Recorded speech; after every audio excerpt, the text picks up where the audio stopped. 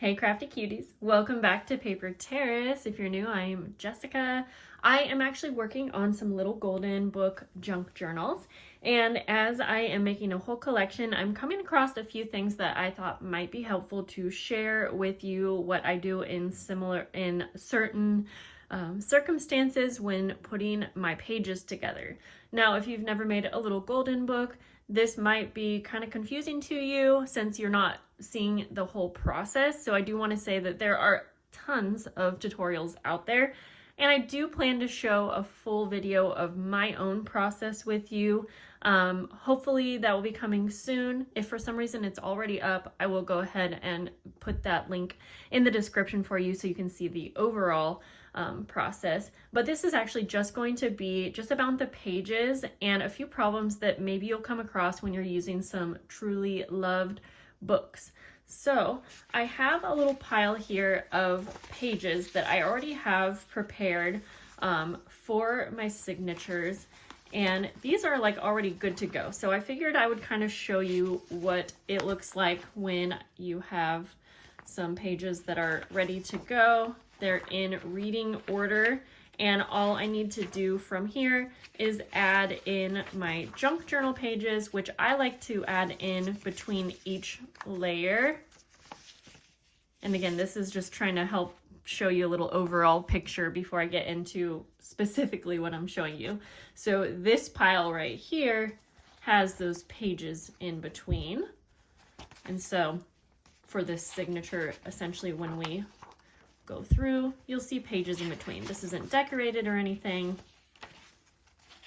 but hopefully that kind of gives you a good idea. So again, this is set up so that the pages are in order so that you can read those, and it can be a little confusing to make sure that you're keeping your pages in order so that they can be in reading order when you start putting them together into signatures. So my first tip, and this may or may not be mentioned in some of the tutorials, but I noticed it wasn't mentioned in all of them.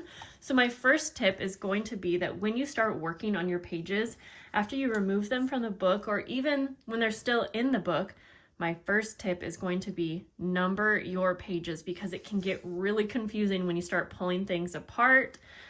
So I just put a little pencil mark down here, 1, 2, 3. That way, if things get mixed up when you are working on the signatures, you can figure out the easiest way to put them in order, if that's something that you even want to do.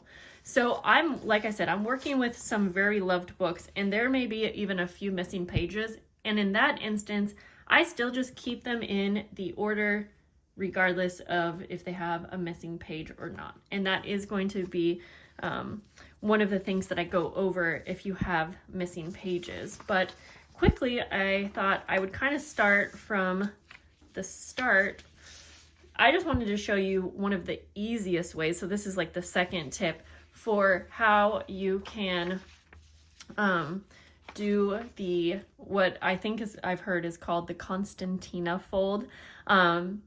And so typically on a lot of the tutorials that I have come across, it tells you to take one of your page sets, we'll just call this a page set, and you do this fold, which from everything that I understand is you're first going to fold over like this, and you're folding at like this seam area, which is where the pages were in the binding. So it's easy to find. It might not be easy to see on camera, but you start by folding this over, and then you fold it back.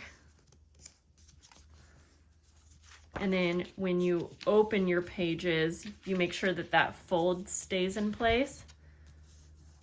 And then that way you have a nice sturdy set of pages.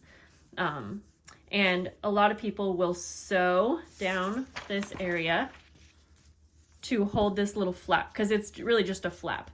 Now how I found this to be so much easier is, instead of doing this, I've seen so many people do different folds, is I just fold it one time. I just take my page, I have them closed, and again, you're most likely going to see this little fold mark already, and I just fold it back. That's all.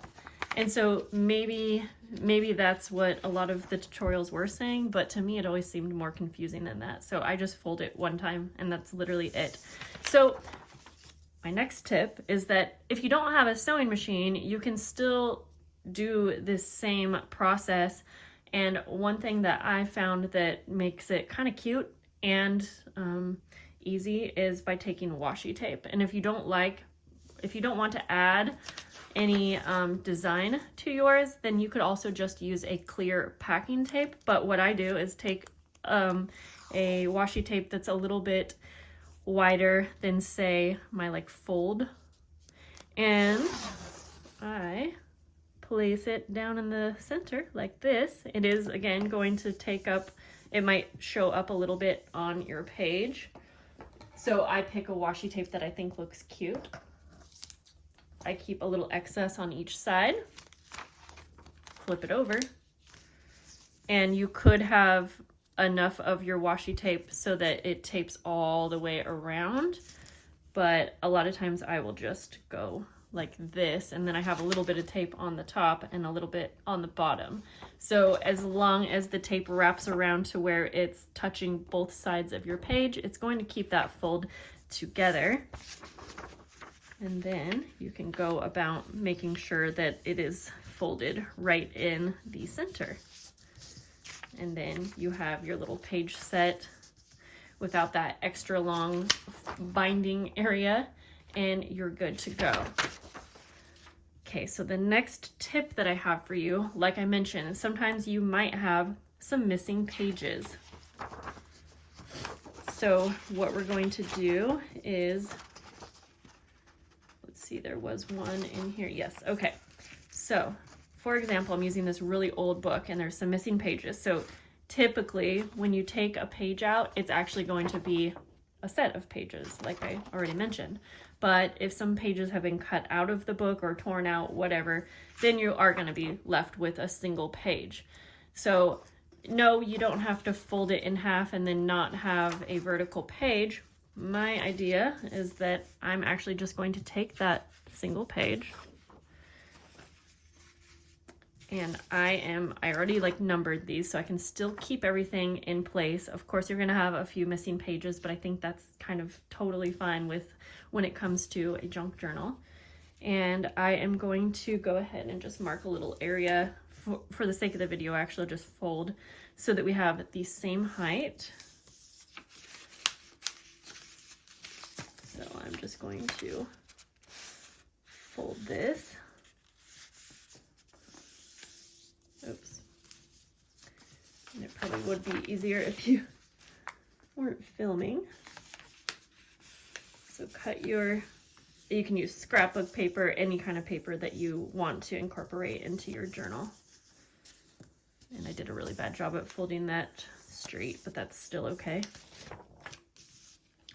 And then what you're going to do is I'm going to cut down the size of the width of my page here in the next step, but I am going to actually, just to make it easier, because we don't really need this jagged part, we will just trim that off. Keep as much of the original page as you can.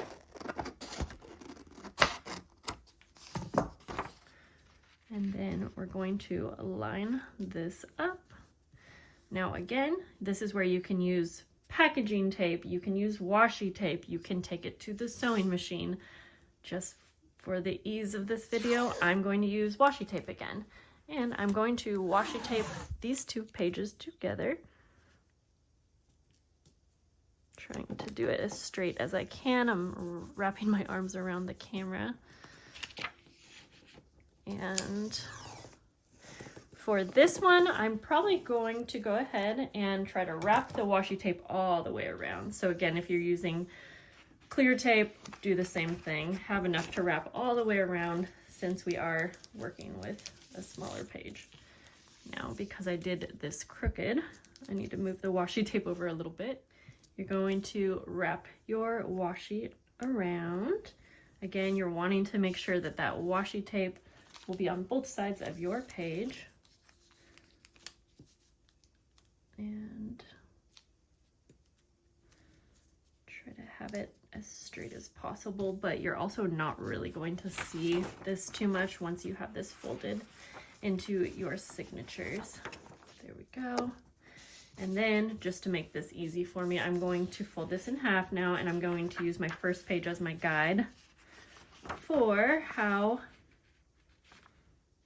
wide I want my faux page. We'll call it a faux page. So then I'm just going to go ahead and, again, use this as my guide to trim off my excess.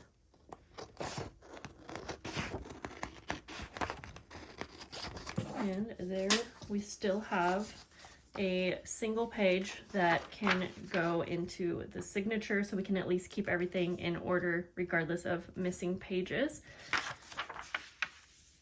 So I'm going to set this over to the side now. And again, I'm keeping my pages in order. So the last tip that I want to show you for this video is, I'm going to try to find one set of papers here that is still intact, but this is going to be for the very vintage, very old books. If you have any book pages that are pretty fragile, that's the word I'm looking for, and like for this one, this was actually bound together with binding string or trim, floss, whatever you want to call it, rather than staples. A lot of times the books will be held together with like 2 staples, so you just have a couple teeny little holes. This one has quite a few holes up and down it, and because we're going to be sewing this into a signature, we're going to be creating more holes. And so because this is such a fragile piece of paper, I am going to actually reinforce this before putting it into my signature as is. So I am going to demonstrate this with some packaging tape. This one's pretty wide, so I'll trim it down a bit. And you can do this reinforcement many different ways. So we can use tape, so we can use washi tape, we could use fabric, or we can use an additional piece of paper. So we have all many options so that you can make whatever is easiest work for you. You know what, instead, I think I'm not going to trim it down. It'll be totally okay since it is clear. Just go ahead, and this is really going to do a good job at reinforcing. In fact, this is probably going to do a better job than washi tape. So you can even consider, if you are wanting to use washi tape as your reinforcer, you could put clear tape first or second. See, these are the little strings, and you want to try to make sure to get all of those out too. So we could go like this, and then we could put washi tape as a decorative element if we wanted. But again, you could also use fabric, you can use paper, you can do whatever you would like as far as the aesthetics part of it. And that is just one other way that you can also take care of any little rips that might be on the edges of your papers. Yeah, some of my book pages do have little rips and tears along like the edges here, and I would totally reinforce those with some pretty washi tape. But if you don't want to add a decorative element, again, you can do clear tape. So I hope that those tips were helpful. Be on the lookout for my full process video, but those were just some things that I thought of while I was coming across them. And I hope that you guys have such a lovely day. I'm having so much fun making these journals, and I can't wait to show you the full set of them. So have a great day, guys. See you soon. Bye.